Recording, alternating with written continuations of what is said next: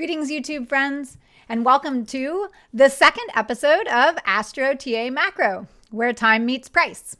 So in this series that I put together, we are bringing together astrology, technical analysis, and macro to explore cycles and price action across various assets in the financial markets.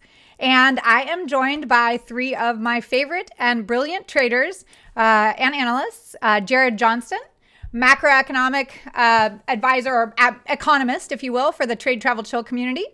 Blair, the creator of the Time Trades software suite. And Dale Pinkert from TradeGateHub, known as Coach, who's been teaching traders how to navigate the markets for years. Hi, guys. Margo, hi. Very excited to dig in again. Last show was a lot of good content came out of the last show that manifested between then and now. I totally agree. I know I was in reflection. The wheat trade has really manifested with precision, and all of the eclipse analysis was also incredibly useful. So yeah, this is consistently proving to be a useful way of viewing the markets. I mean, that's how I've been trading for years. So I'm excited to be sharing it with everybody. Okay. All right. So last month we focused on the eclipse and everything that was taking place in February. And we made it through the solar eclipse on February 17th. And then the lunar eclipse was on March 3rd. And Dale, actually, we just were chatting right before the episode and had a great observation that, in the last episode, we had noted that eclipses are correlated to turning points in the market, at least on the daily chart. And that was indeed the case. Yeah, I was out watching it. Who saw it? Who was out watching it? It was 3:30 here in the morning when total eclipse, and was fortunate. The fog rolled in a little later, but it was beautiful. And I don't know about you guys. I felt a vibe from it, and it was certainly expressed in volatility, wasn't it? it was indeed. Yeah, I did. I also, I set my alarm. I live same time zone as you, Dale. I got up at 3:30 in the morning and in my bathrobe walked out in my front yard, and I live in the country, and it was so beautiful. The eclipse was almost complete. Oh, just sitting right over top of my house in the trees, and it was pretty amazing. Yeah. Okay, so I guess that brings us to March. So what is on deck for March? And I'll go ahead and share my screen, and I'm just going to share a couple of, maybe like three. I have 3 prime astro events picked out that I want to talk about. And then we can kind of just talk about everything else that's going on around those and how we think those are going to impact the markets. I definitely am going to focus on actionable financial market signals like correlated to these events. And we're going to look at them on the New York Stock Exchange natal chart. And then we'll look at them on some technical analysis charts too. So the first event that is going on in March right now is ongoing. It's Mercury Retrograde, and that's from the geocentric perspective, which is our perspective here on Earth. And Mercury retrogrades in the markets tend to have a correlation to some volatility and price action. For example, if we take a look at a prior Mercury retrograde moment on the S&P 500, you can see that one technique I use is I actually drop a horizontal price line on the close of the candle on the day Mercury stations retrograde. And then quite often, most of the time, price will revisit that level at least once, if not more than once. And so if we kind of look at that about where we're at right now on the S&P, that price line falls, actually, let's see, the close of that bar right there, it falls at 689.30. And so we can expect that price level to get tested again by the time Mercury stations direct, which will be March 20th. And this definitely works on the S&P 500. It works on a lot of different assets. So you can just grab those dates. And, if you're a person who wants to experiment with this, you can get the dates off of some free online astrology software and just drop your price lines on your charts. But is that the Equinox, Margo? That's not the equinox. So Mercury retrograde started on February 26th. No, I mean when it finishes. I think you said March March 20th. 20th. Correct. Yes. Sorry. That is exactly. And it is even within a few hours of the equinox. And so that's one of the novel things I was going to talk about, is that the equinox is especially potent this year because we have Mercury stationing direct on the same day. Okay, cool. Yep. And a new moon 2 days before. We do. We have a new moon 2 days before. New moon in Pisces on the 18th, I believe. Yep. So let's see. Then if we head back to the chart, there's an event that goes along with Mercury retrograde periods, and that is a Mercury Inferior Conjunction. And so that's where, from our perspective here on Earth, Mercury and the Sun align from a longitudinal perspective. So they're conjoined at the same longitudinal degree, which is 16 degrees of Pisces. And if you take a look at what's happening, this is a pretty big deal. What we've got going on right now is we've got Jupiter drilling down from the geocentric perspective to 15 degrees Cancer. Now, 15 degrees Cancer is a really important point from multiple different perspectives. One is because if we take a look at the New York Stock Exchange chart, natal chart, which is this chart here in the middle, the ascendant of the New York Stock Exchange sits right about 14 degrees Cancer. And historically, when we get planets that transit 14 degrees of Cancer or 15 degrees of Cancer, we tend to see big moves in the US equity market. So right now, as we come into this Mercury Inferior Conjunction that's taking place on the 7th, it's going to be trine almost exactly with a 1 degree orb to Jupiter as it drills down on 15 degrees Cancer. And when I say drills down, it's moving really slowly because it's about to station direct. Jupiter's been retrograde for a few months now. And so it's going to station direct just a few days after this event on the 10th of March. But this is a pretty big deal because this is a pretty free-flowing, energetic aspect pattern. So you've got Jupiter sitting on the ascendant of the New York Stock Exchange and conjunct the part of fortune. And so when you get Jupiter conjunct the part of fortune, that is a really big signature. Jupiter makes everything bigger. And the part of fortune, notoriously, when it gets activated, if it's favorably aspected, is correlated to positive moves or bullish moves in the stock market. So, or any asset actually, and each asset has a different part of fortune at a different place. And we can take a look at this event. This is the New York Stock Exchange natal chart on the inner wheel. And here is where it falls on the outer wheel. And so it's interesting. It's activating right between the 8th and the 9th house. And the 9th house rules international trade. The 8th house is leverage, debt, taxes, other people's money. So sitting kind of right on the cusp of that, which is very interesting, and almost perfectly trying to Jupiter conjunct, well, wide orb conjunction. It's a 5 degree orb to the part of fortune that over on the ascendant of the New York Stock Exchange chart. And would you file your taxes that day to not get audited? What do you think? I would say that would be a favorable day to file your taxes if you want. Okay. Little did we know I was going to be giving some tax advice here too. Well, you're a Renaissance woman. Yeah, I am indeed. It's true. So this is Margo, a pretty. When does Jupiter conjunct the part of fortune? It looks like it's about 5 degrees apart on March 7th. Correct. Yeah, at the time that Mercury is conjunct the Sun, the Mercury Inferior Conjunction. So, and it forms that trine there. And Blair, all about trines. Astrologers oftentimes perceive that trines mean they're positive, but really it just means there's it's like turning on a valve of energy. It's like a free flow of energy. So it just moves really fast. So I'm seeing this as a generally favorable aspect pattern to the U.S. equity market. But we'll see if I'm seeing that we'll get into that in a minute, in a little bit, but I'm seeing that this is going to transition into the Jupiter direct moment, which is going to happen just a few days later on the 10th of March.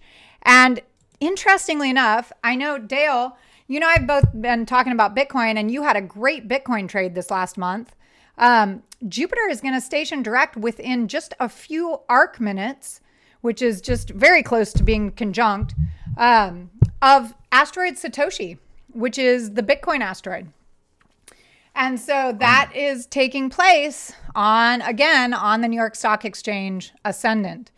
And so we've been in this tightening range in the equity markets for a long time. And Really? Yep, I'm seeing that we may be getting activated here in the next 1 to 2 weeks to break that range. We also have Venus interval 5 begins on March 19th. And do you want to talk about that, Blair? Is there a directional bias to that break out of the range? I have a bullish bias on the break of the range. And I know that that's not probably the consensus here, but I do have a bullish bias on the break of the range. And we could talk about that when we get the price charts up. Well, yeah, I mean, just a quick observation. Look, the Strait of Hormuz is closed. Yep. And they're still holding this week's low. Yep. As things deteriorate.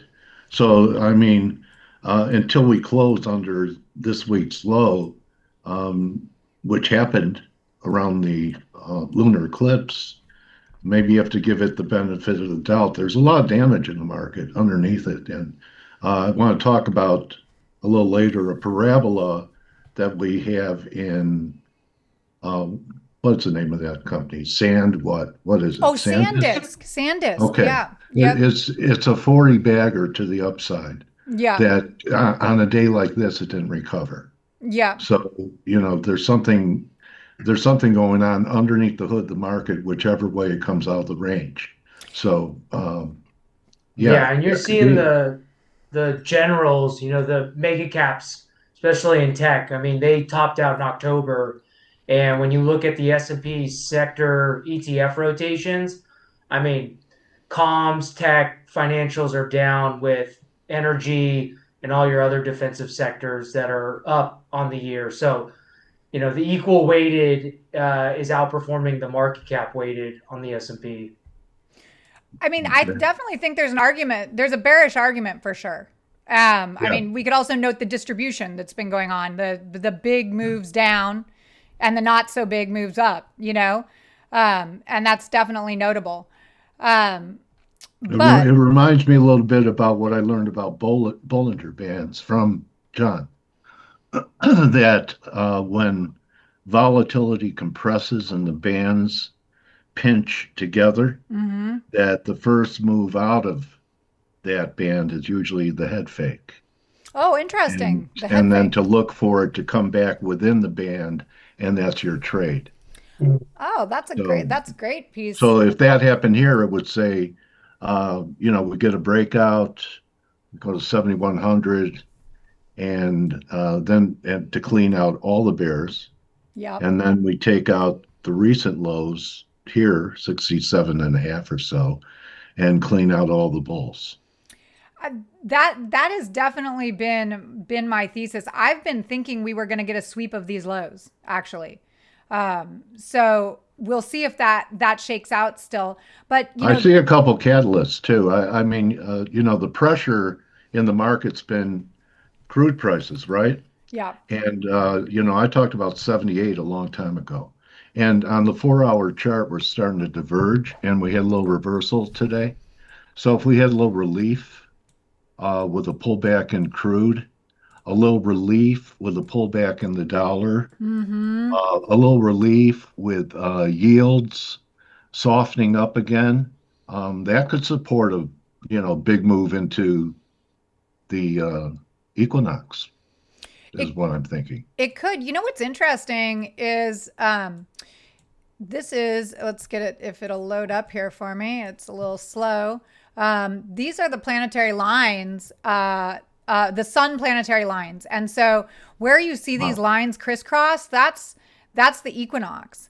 And so you can see here that there's a very high correlation. I mean, Gann obviously made this observation a long time ago. Right. But there's a major correlation to weekly turning points that are significant in the U.S. equity market around the equinox, right? So it's nature. It's a cycle. Yeah, absolutely. I mean, it's the astrological. Yep. And March equinox on the 20th will also coincide with March options expiration for U.S. stock market, which is a quarterly OPEX as well. So it's even larger than a normal non-quarter month. So, and then that week is just big in general because Wednesday the 18th. Yeah, so Wednesday the 18th, you'll have the FOMC Fed meeting. Then a couple hours later, you'll have the Bank of Japan. And then a couple hours later, you'll get the Bank of England and the ECB. So you get 4 of the biggest central banks giving their rate decisions in about a 24-hour period. And then you go 2 days later and you get Friday, you get the equinox, you get Mercury going direct, and you get a U.S. stock option expiration. Wow. A lot of energy there. So, when I think about that as a trader, that like right now, a breakout or a breakdown is a coin flip. You could have a bias, but it's still a coin flip. And if you're a patient person, maybe what you do is one of the hardest thing to do as a trader is not trade. Yeah. Until you get into that time window, and whichever direction the markets are trending into that, look for reversal signals. Yeah.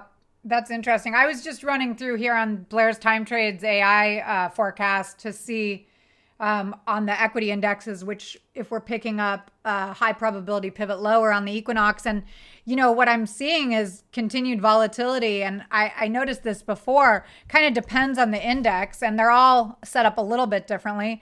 But I'm seeing major pivots around March 10th. And this is not just in the equity indexes. I was seeing this in the metals and some other assets as well. And that's the Jupiter station direct moment. And then we go a little bit further out, and it depends on which asset class you're looking at. But, we've got March 18th. That's the date that you were just talking about, Jarrid. What we're looking at here is these are probabilities of a pivot. And so when you see these spikes, and then that signals that we're likely to change direction, right? So we're in one of those zones right now. I'm so glad I see your chart right here because guys, do you guys know what I look for? Tell me. What do you see in those last 3 lows? It's a 3. One, yeah. 2, 3. Yeah. Long wicks. Yeah. Yeah, 3 drives to a bottom, even though it's not happening at new lows. Absolutely. It's still kind of a completion. It is. And there. That's at the eclipse. Mm-hmm. Into the equinox. It rally. is. Yeah. Yeah, and to add some potential macro catalyst to what Margot was saying earlier about Jupiter, tomorrow we have U.S. non-farm payroll, which is one of the biggest monthly items. Anna Wong, chief economist for Bloomberg, she was actually out this week. She actually thinks there might be a negative number with unemployment rate staying the same. So I'll be curious how the market would interpret that. Also, we already, Jerome Powell's already said he takes 60K off any non-farm payroll number he sees. So we'll see what that brings tomorrow, but that's a biggie. And then next Wednesday on the 11th is CPI, which again, inflation is the other big monthly item, especially for crypto. Bitcoin tends to pivot around that CPI. So we get that on Wednesday, the 11th after that 10th date.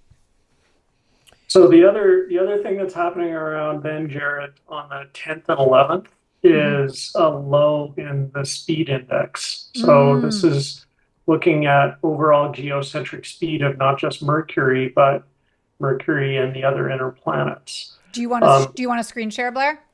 Yeah, sure. Go for it. Appreciate your stuff on X, Blair. Oh, thank you.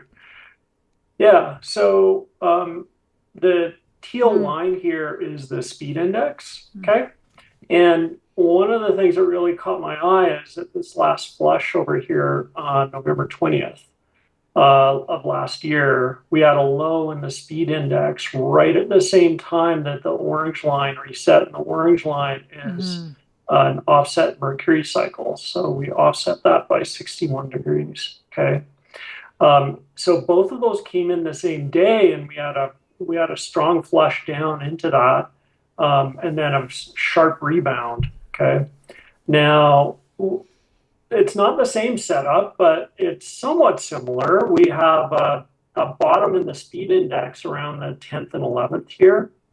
And when I look at the way I like to trade Mercury retrogrades is I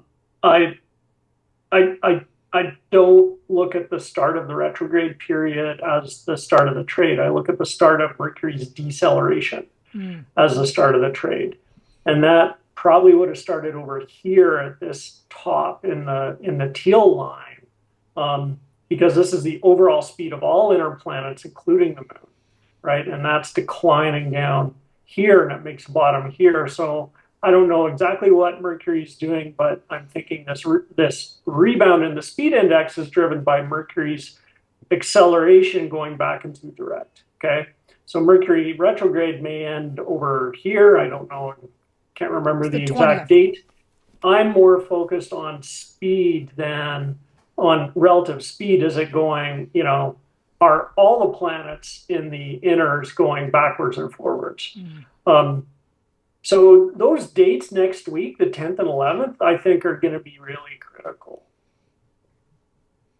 Yeah, that's excellent. I love it when we get the same dates from different perspectives. And I think that adds even more kind of, packs a punch, I guess, if you will, for the setup in the markets when you have that kind of confluence. Yeah, so late next week or mid 10th, 11th, and then a few days either side of the equinox seem to be key periods where you better not party the night before. Right? Indeed. That's you right. Better be on your tiptoes. That's right. Yeah. Yeah, I mean, from a time cycle standpoint, more of a traditional Hearst cycle standpoint, the equity markets are due for their 20-week cycle low around, let's see, it depends on the index, but it's between April 6th and April 16th. And that gets plus or minus 4 weeks. They tend to run their cycle anywhere between 80 days to 110, maybe 115 days, but they generally lean a little shorter. And so I really like the scenario where we get our low in March, which is why my base case has been that we are going to wick below support and take out those stops and that liquidity there. That would be our 20-week cycle low. And then the first 20% of the next cycle is always bullish because cycles are measured low to low. So we're definitely lining up for a low. And, if I think about it, as far as from the US equity market standpoint, if we were to actually break this multi-month, at least on the Qs, it's like 4 or 5 months now, sideways range, bearish, like with confirmed weekly closes below that range, that signals, that's a really bearish signal because here, real quick, let me share. That'd be down into April. Yeah. That would be only, I'm giving kind of like the if then scenario, right? Because as I said before, I'm actually generally bullish, but if I give the if then scenario, let's see, hold on. I want to show you guys that I have the Venus, these are Venus interval 5 analogs. And so an analog is basically, it's something that is like something else. I grab price action patterns from prior cycles. And really, you can't just grab any price action pattern and put it anywhere. You have to be able to know what cycles are repeating and then grab the price action from those cycles. And so this is a Venus interval 5 analog. And the Venus interval analogs are incredibly accurate on the US equity indexes, generally speaking. This is interval 4 right here where we're at. And notice that this week, the week of the equinox, we have really big analog bars. Like that's a huge range. See that? Yeah. That would imply that we're going to get some major volatility that week. And then look at this. Venus interval 5 is directional for the US equity market. So it's also directional, extremely directional for gold. And what I noticed, and Blair is actually one of the first ones who pointed this out, he said Venus interval 2 and 5 are the longest intervals, and they're the trend trading intervals, right? And so this is really clear that to me, when this range breaks, we are trading directionally until August, right? So that makes we're going to have some nice trades. And I don't care which way it goes, really. My bias is that it breaks up. That's actually what I'm positioning for right now. But if it breaks down, that's okay, as long as I know where I'm wrong, right? And I'm willing to flip around and go the other way. So that was kind of yeah. And a large part of that trend establishing is likely a function of the unpinning of the markets at that option expiration, which is why it's so important, especially being quarterly, is that once you get that expiration, it unpins the market and allows a new trend to establish. But yeah, the question will be whether it's an up or downtrend. Yeah, and look at this, right? If we get this huge range to the upside, this is saying we could break the range to the upside and fail. That's what I'm thinking. So that would be on watch for that. The only reason this is not my preferred scenario is because our 20-week cycle low is due April 13th, plus or minus 4 weeks. I like this scenario here, the green, where we have to come down, we form our 20-week cycle low, and then we take off and we rally to new highs. We make our blow off top into the summer, and then Venus retrograde happens in the fall. We also have some pretty ugly looking eclipses starting in August. I like that one too. Yeah. So I like that scenario too. That's my base case right now, but like I said, totally open to trading it either way, I think, and that's the key, right? It sure is. I came in short the dollar from last Friday. Nice. And I knew 98 was a big pivot. And I was fortunate that the dollar did not explode initially Sunday night, Monday morning. I had a chance to get long the Dixie under 98 before the breakout. So again, being willing to flip, that's a pro move. Yeah. Because most people psychologically, when they take a loss, they have to go through their grieving and mourning process and untangle themselves from a fetal position. It's true. That's actually one of the things I love so much about your work, Dale, is that you're just, every one of your videos, it doesn't matter whether, like I've been trading for years or whether it's a new trader, there are just gems to take away from each time, because you don't just talk about trade setups, you talk about your psychology and all of it, because it's all part of the deal, you know? It's all in our head. Yeah, 100%. And when you're flat and you're not feeling well and you don't feel sharp, that's when you can miss things. That's how I missed the last U.S. dollar yen decline, right? When all they had to do was jawbone it and do nothing. Yeah. But you know what? If you're patient, I'm getting the same opportunity right now with the yen back at that level before it sold off dramatically in a week without intervention. So it's okay to miss things too, because at times the market is forgiving when you're out and will give you another opportunity to do the same trade. Agreed. So I'm going to steal the screen. Yeah, do it. From you, Margot. Go for it. I'm calling ice.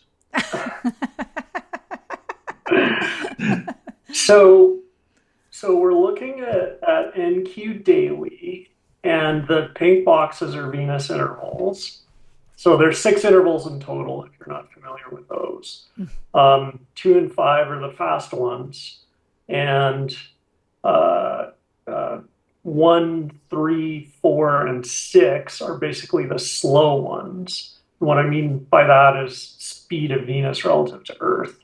So 2 and 5 are like, if you watch NASCAR, 2 and 5 are the straightaways, and the others are the corners, okay? Keep things simple.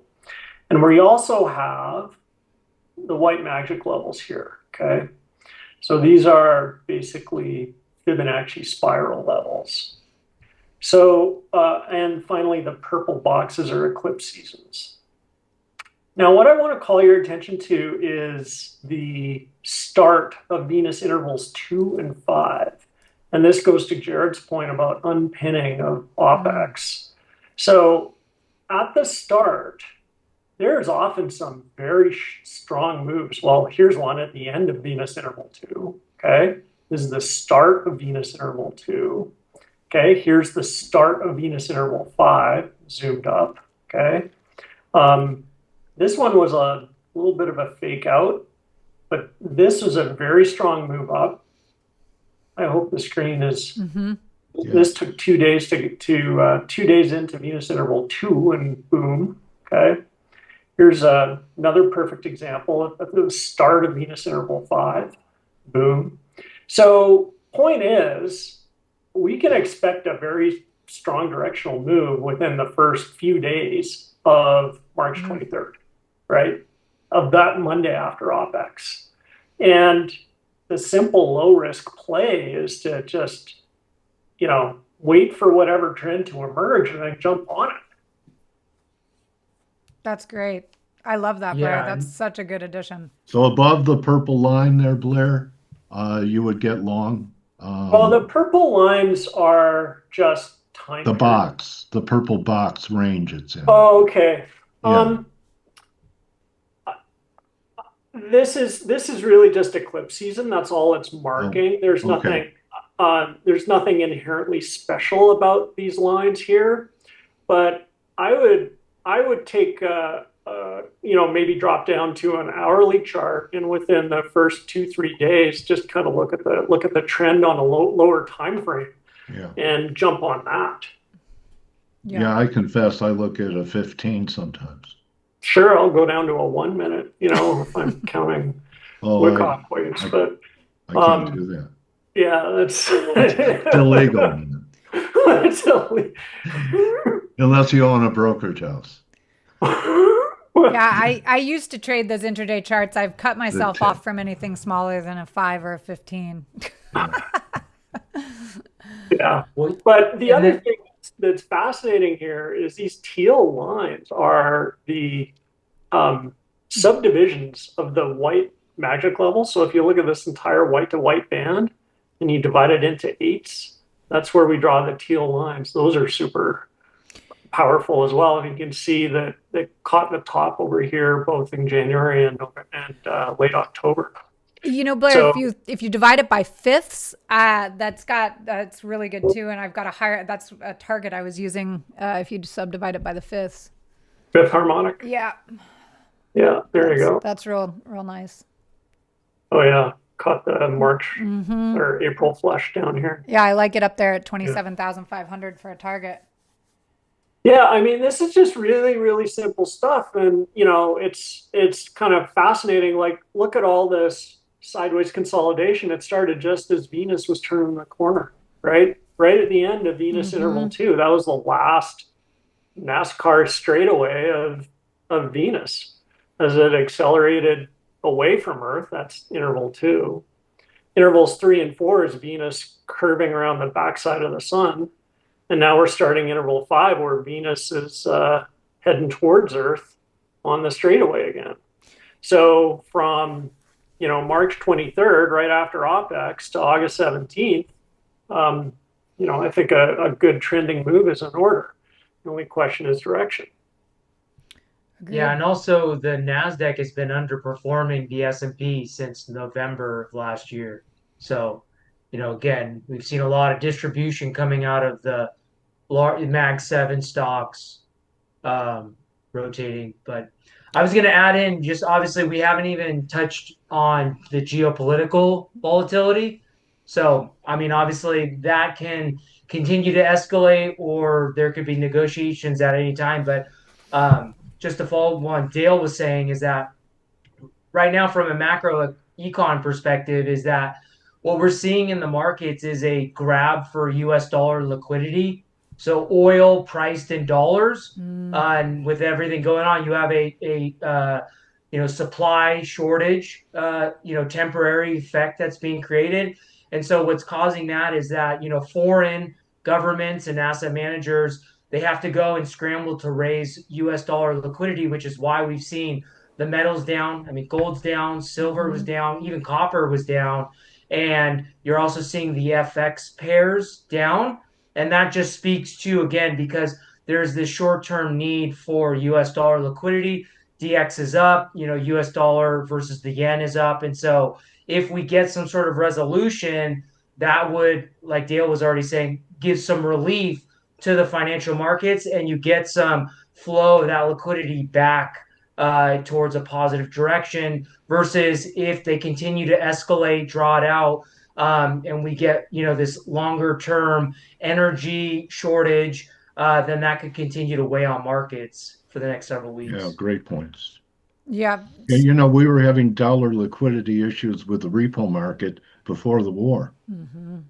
Yeah, and we're That's even why the Fed was coming in, right? well, and now we're seeing the private credit market.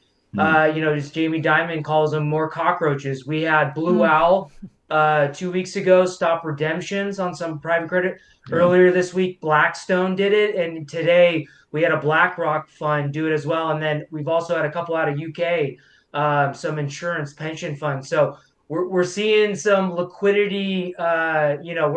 It's sort of early stages, but we're starting to see those effects of the late credit cycle. And I know, Blair, you'd mentioned it our last conversation around Jim Carson talking about the refinance cycle. So again, with US dollar liquidity shortage as a function of the geopolitical, and then we're seeing this private credit liquidity, investors want their money back, and now you have all these refinancing of these loans.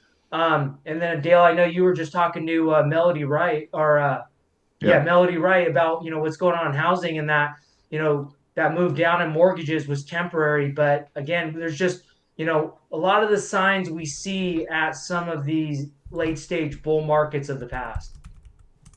What a great name for a company in trouble, Blue Owl. Who wouldn't be blue in their situation? It wasn't, Happy Owl. It's a Blue Owl. Blue Owl. Giving whoever invested in it. And you look at the financial guys, I mean, some of the banks and the XLF, and I mean, they've really given up quite a lot of ground. So, my major issue right now is what is leadership doing? And in my mind, the leadership which has survived everything, software getting killed, has been the semiconductors, SanDisk, Micron, all of them parabolas like silver. And if you take a look at SanDisk, it hasn't made a new high in a while. It didn't recover today, and I don't know how the war can affect what's happening in the semi business, but they look like they could cave. If leadership is giving up the ghost, look at that. There's SanDisk. Okay, I mean, and then you could pull up.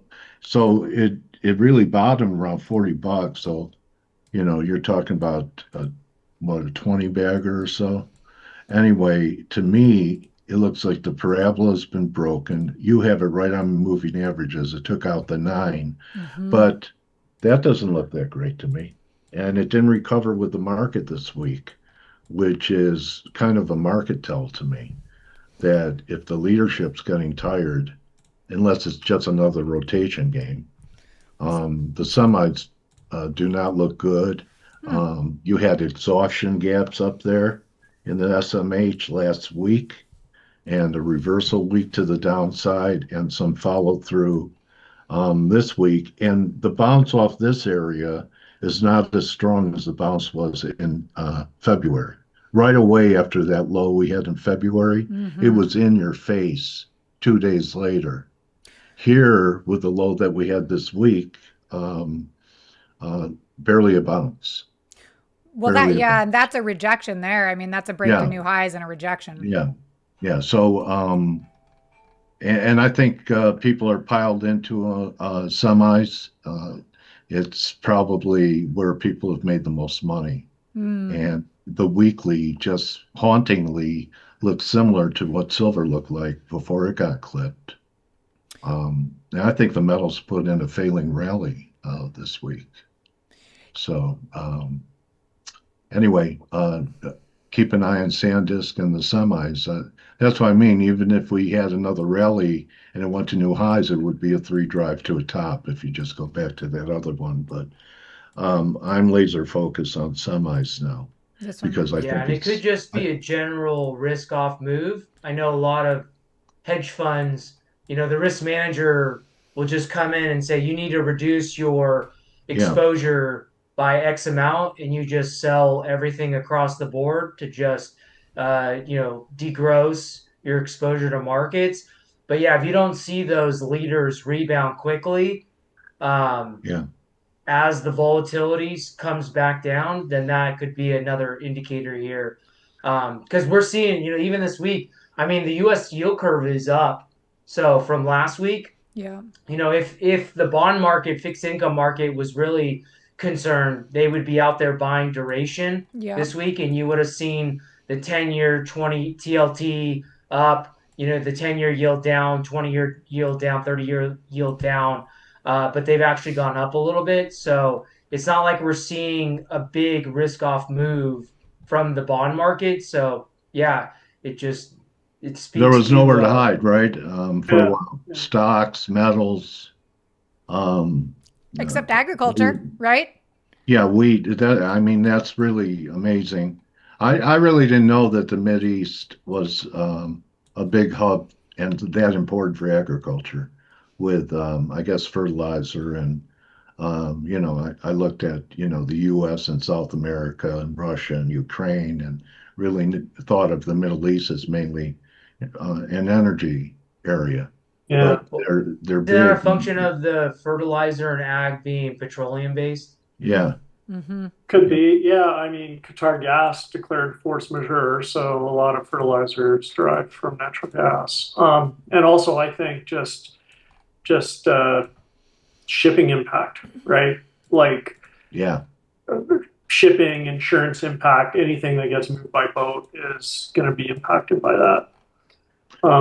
But yeah, I mean, I think going back to semis, like I have no information on this, but pure speculation on my part is if China wants to make a move on Taiwan, a good time to do it, it would be when the United States is busy in the Middle East. Blair, it's interesting you bring it up because I've read that the best time, because it's going to have to be a sea operation, right, for a landing, is that the ocean or the waters in the Straits of Taiwan are the calmest in April and October. Interesting. And you have a lot of stuff coming up in April. Yeah. It seems like things just are moving faster. And, everyone's used to a war being over in 3 days because we forgot about Iraq and everything. And, we killed their Pope. Yeah. Okay.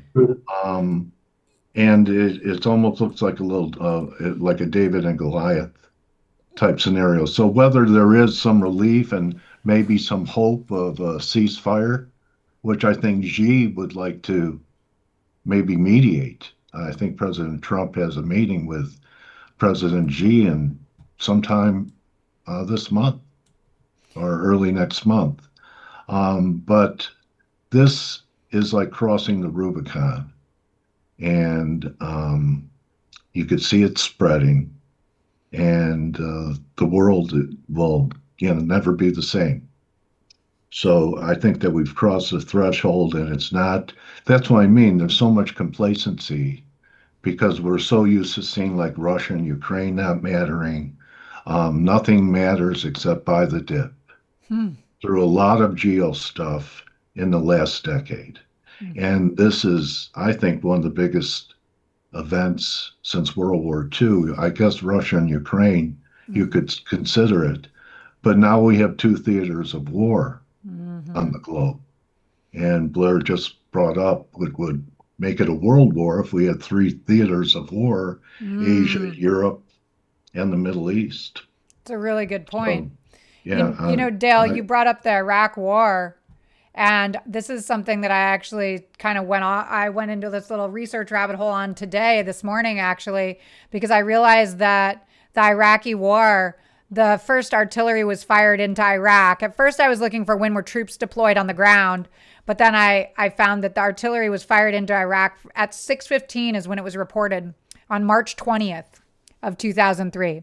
That's on the equinox. Yeah. Right? So, we can take a look. It's like the history doesn't rhyme or doesn't repeat itself, but it rhymes, right? Yeah. So here we are later.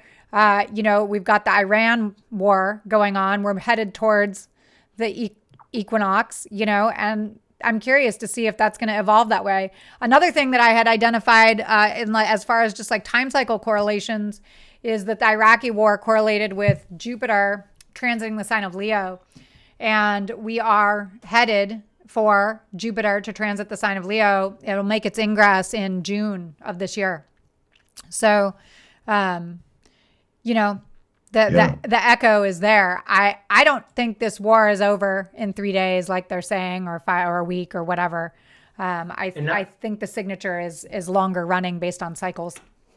And Margot, I don't know if there's any parallels astrologically to the 1990, but if somebody remember in 1990, that oil price shock from the Saddam Hussein's invasion of Kuwait. Yeah. It didn't cause a recession itself, but it tipped an already weak economy, one that is already struggling from the savings and loan crisis and slowing credit growth.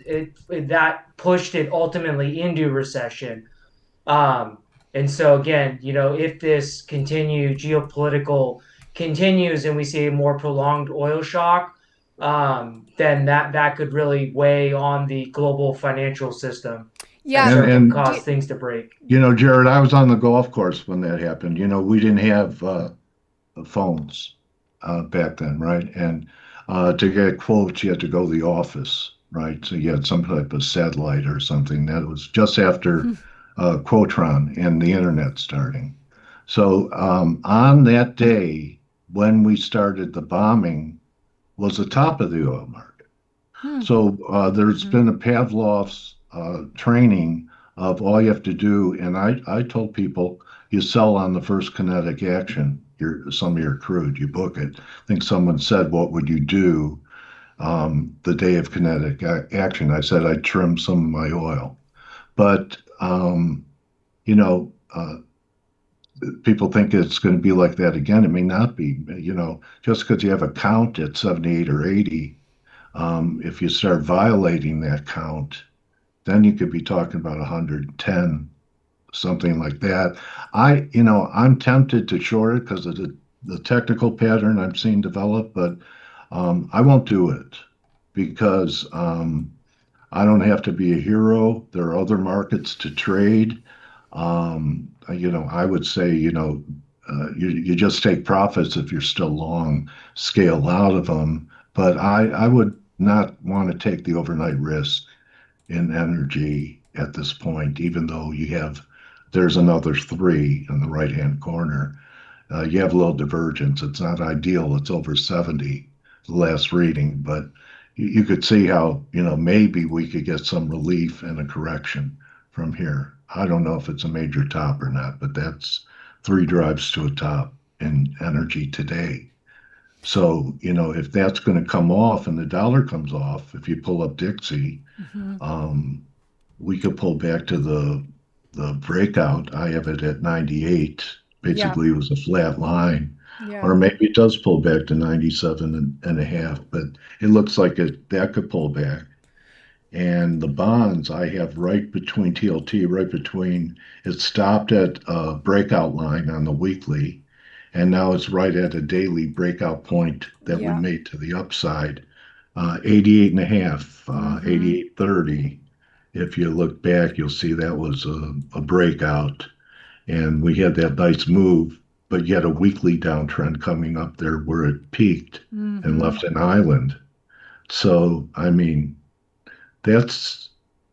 that market, that looks illiquid to me, doesn't it? Look at the way the bonds are traded. Well, it's almost like a third world bond market. Yeah. You usually don't see as many gaps. The bond market's been sideways for so long. But it gaps. Yeah. It used to be the most liquid contract in the universe. Yeah.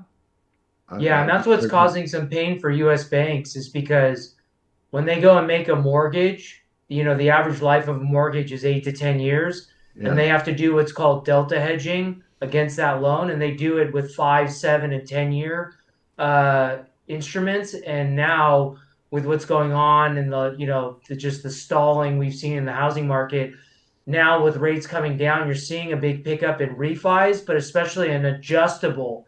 And when you go from fixed to adjustable, that then makes the banks have to pivot further down to the 3 to 5 year, because those adjustable loans are a shorter average life. And so, yeah, I mean, the banks have just been struggling with this 10-year. And I know we're looking at the 20-year on the TLT. Yeah. It's just, the 20-year, your buyers are going to be insurance companies, pension funds, and with all of this uncertainty around growth and inflation, they're just sitting on their hands.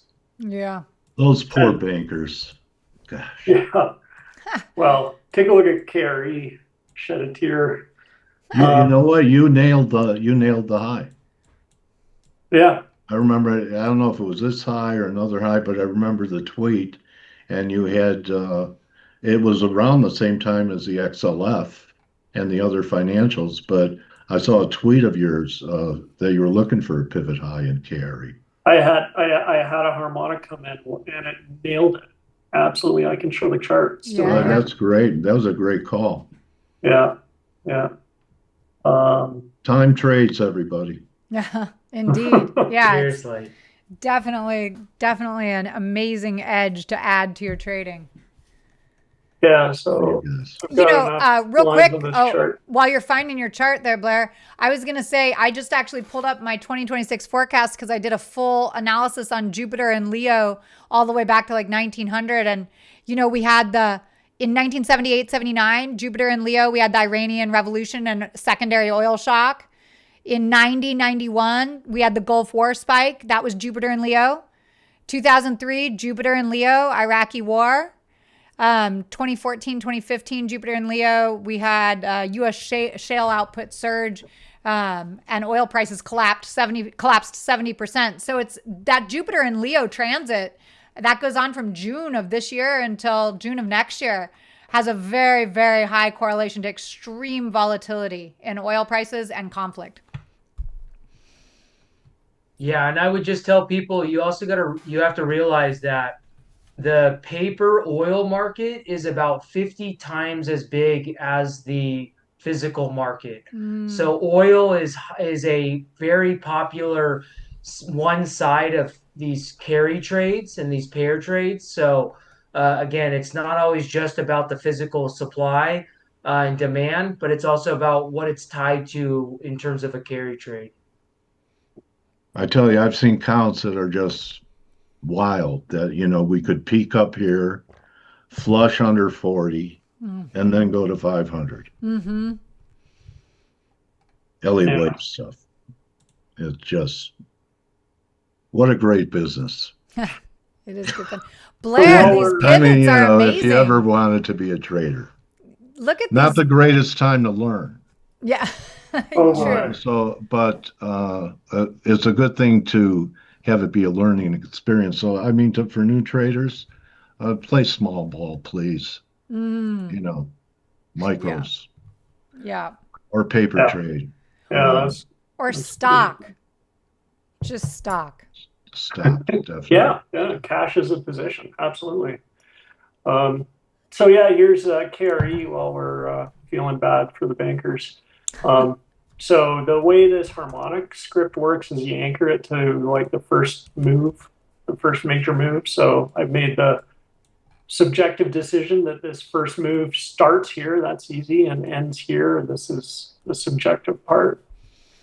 And then I expand the harmonic by 16x, and I'm drawing lines based on the 24 note musical scale. So these ratios are drawn at basically the ratios that you would find a musical note at. That's why it's called the harmonic script. And look at this time harmonic. Just came in right here, nailed it perfectly. We've been flushing down ever since. I wouldn't be surprised to see it come down to 62.5. Blair, I just pulled up my carry chart and we are in orb for a 20-week cycle low, and it tends to run 80-day cycles instead of 100 days. So that would be March 17th plus or minus 4 weeks. So that fits perfectly with your thesis. Equinox. Yeah. FOMC the next day. Yeah. I want to thank you guys. I learned so much today. The content and just going over the markets with you guys and your methods and, Jarrid's real good handle on what's happening with fundamentals and macro. I feel prepped. Thank you, Dale. Yeah, thank you for joining us. This is, I feel like this was an incredibly comprehensive walk through the markets with a tangible way that we're going to trade these when they break. Yeah. And Dale, before you go, what are you doing with Bitcoin? Holding? Are you getting out?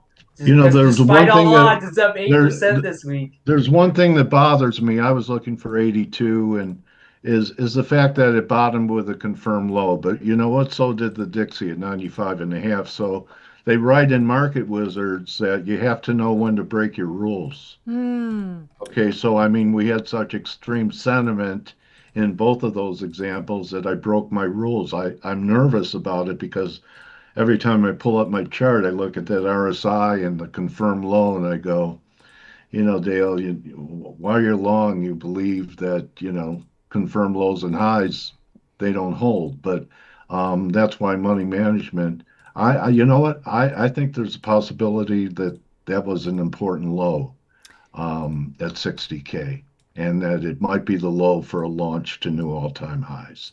But take it a step at a time, and it was a great trade if you just did it and you're flat right now. It's a good trade, but I was thinking 82 was possible for this wave, and we get through 82. I think you have to be thinking about that was the bottom. I'll throw in my 2 cents, which is historically speaking, every major cycle bottom has come in within a couple weeks of the final blood moon in a series. The lunar eclipses come in series, and we just had our third and final eclipse in the series, and we don't have any more total lunar eclipses until it's actually New Year's of 2028. So that's when the next Margot, series you were begins. looking for a low in Bitcoin the last show. Yeah. And I've been trading it through coin, and because I'm really interested in the stablecoin narrative right now. It's a better looking chart. Yeah, agreed. I mean, it show. I think that MicroStrategies was okay, but it's weaker than coin. Coin's the best looking chart. It looks better than Bitcoin. Do you know what looks even better than coin is Circle? Okay, I don't stable coins. Yeah, I didn't catch Circle, but I'm waiting for a higher low to hop in on that one. Hopefully, we get some of this major volatility over the next week or 10 days, and we get another opportunity. Tomorrow, non-farm payroll, or next Wednesday, CPI, and then you've got, the 18th to the 20th, circle on your calendar. Yep. Yeah. Or central banks, option expiration, new moon, Equinox, and Mercury direct. Can't ask for more. We've been preparing our whole lives for this moment. Isn't that every moment? Yeah. Hopefully. Yeah. Awesome, you guys. This was so great. It's just such a pleasure to do this session with you guys. I really enjoy it. So yeah, it's great. Thank you. Thank you, Good everybody. hunting, guys. Do y'all want to tell the viewers how they can find you? I have a free Discord room, so I don't have the link here, but if you go to X, I have it on my profile. Yeah, I'll put the link in the video description below too. Okay. Yeah. I post there, and I also have a YouTube channel. Yep. Blair? And for me, time-trades.com, and got YouTube links as well that you can find there, and I'm on X. And you can find me on The Economist inside of Trade Travel Chill. It's a crypto education community, so if you want to trade crypto, learn a good system, you can find me inside there, inside the Discord. You also might find Jarrid hanging out in my Discord. Oh, yeah, that too. I also hang out in Margot's Discord. He does. I join her for monthly AMAs as well, so you'll also see me there. Yep, absolutely. And you might run into Blair around there too. I think Discord needs to change its name. Absolutely. I totally How about agree. Harmony? They really messed that one up. Try that. Harmonics. Yep. Yeah. Well, don't Just forget to hit the like and the subscribe and turn on the notifications so you don't miss any of our monthly episodes. And if you want to find me, there'll be links in the video description below. I do personalized astrology readings, and you can, of course, follow my YouTube channel where you find this video. And you can also follow me on X, where I make some posts from time to time. All right, everybody. We'll see you next month. Good hunting, everyone. Good Bye. luck. Adios. Recording stopped.